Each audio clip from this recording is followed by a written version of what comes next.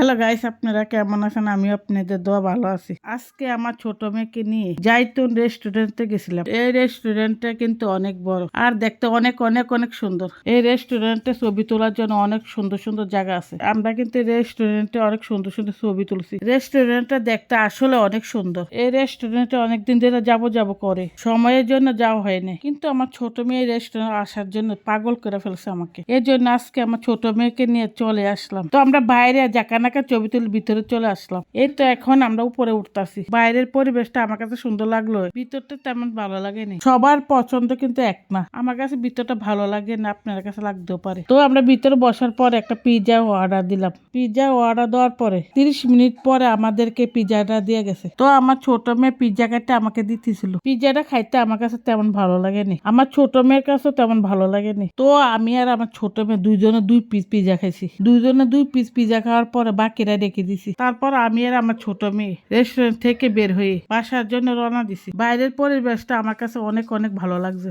তো আপনারা আপনাদের পরিবার নিয়ে যাইতে না আসবেন, এসে ঘুরে যাবেন, অনেক ভালো লাগবে। সবাই ভালো থাকবেন, সুস্থ থাকবেন। আল্লাহ হাফেজ।